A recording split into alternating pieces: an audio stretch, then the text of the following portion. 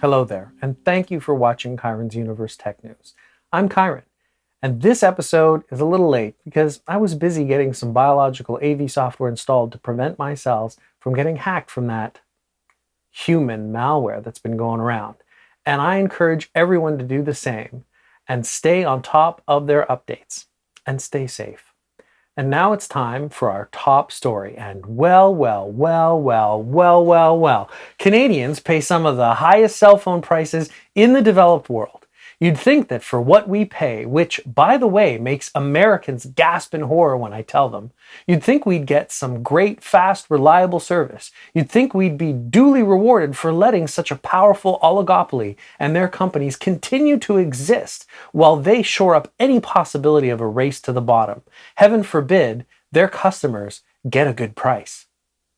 But instead, we get a day-long outage. As CBC reports, yes, thousands of customers lost cell phone service all day on Monday because Rogers was down. This isn't some inconvenience. This is a big deal, especially for people like Rachel Collier, a Fido customer who couldn't make a doctor's appointment. She said, "I thought my call wasn't going through because so many people are trying to get vaccines today." I could dedicate an entire episode to this issue, and I will. But for now, just know that this isn't just about a bunch of hipsters not being able to take pictures and post them online of their avocado toast. No. This is also about people like single parents who are struggling just to get by without having to deal with multi-$100 phone bills every month, as well as no service for their desperately needed cash. But don't worry, our dedicated research team worked tirelessly day and night getting this top secret footage of Rogers performing the fix to their nationwide network systems in their secret bunker.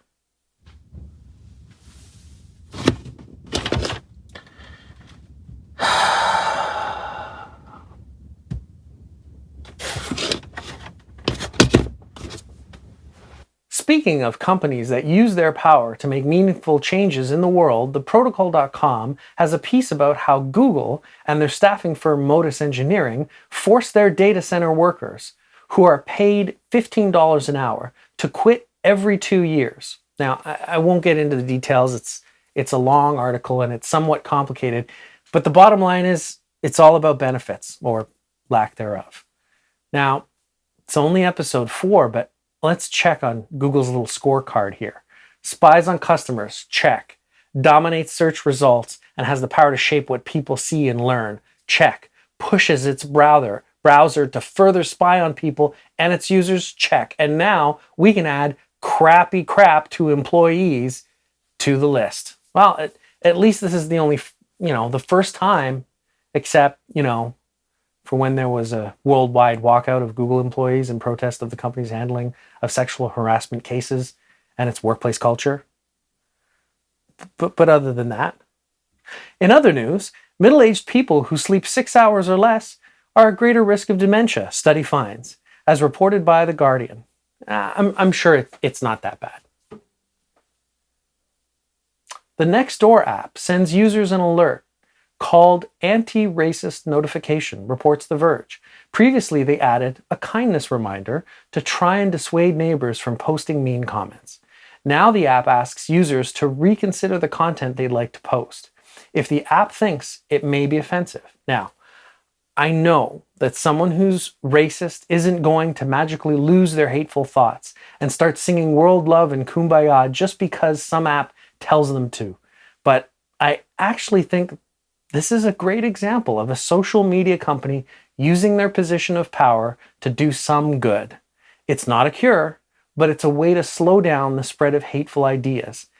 Facebook would make me barf less if they started doing stuff like this. No jokes on this one. It's too sad.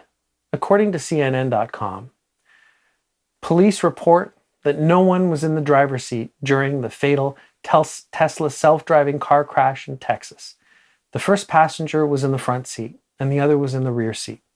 Quick update, Vice.com reports that Elon Musk says autopilot wasn't enabled in the crash. Now, I will say this. You know microwaves? Well, they have a switch in them so that when the microwave is cooking food, You can open the door and it turns off. It turns off the microwave so you don't burn yourself, right? So they could tell people, hey, don't open the door when the microwave is running. But instead, they decided that they wouldn't rely on people doing the safe thing. And instead, all it takes is a little switch like this one right here. This switch could detect if someone's sitting in the driver's seat or not. If there's no driver, the car is in park with the parking brake enabled. That's it. That's the solution. That's all this takes. But I know it'll raise the cost maybe by $1, $2, $3 per car. But come on, Elon, seriously.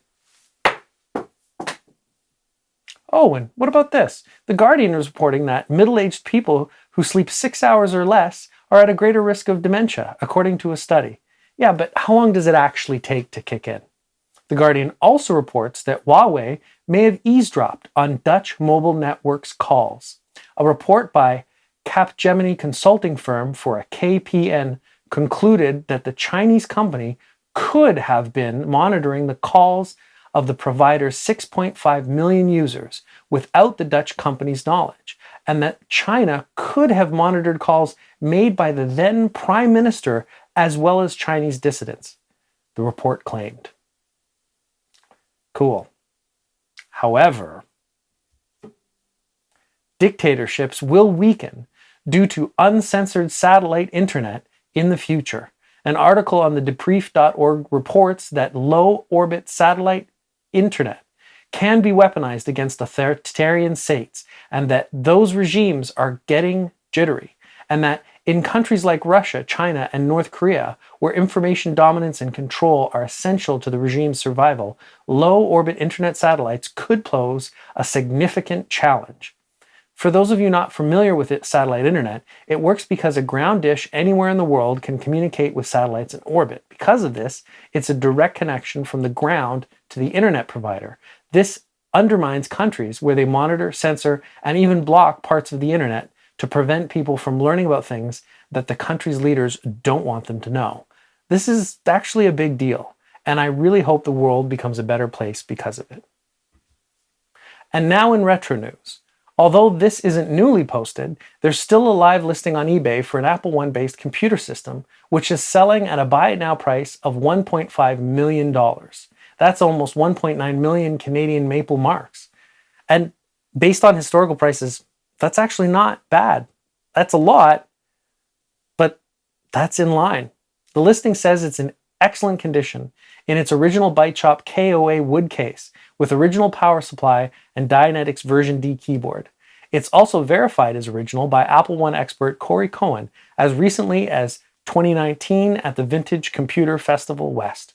I've actually got a replica motherboard. It's period accurate, and it's not done. But the other thing I have is a period accurate keyboard. And if I were to build and combine these into a wooden case, which I am working on, then I could actually have a very accurate replica of a machine just like that. So if you think that would be a cool video, let me know in the comments below. I even have the card that lets me plug a modern memory card into my computer and then into the Apple I. So could be a pretty cool video. So like I said, if you want to see it, leave a comment in the comments below. And finally, a quick story about how sleeping 6 hours or less puts you at a greater risk of dementia. Bye!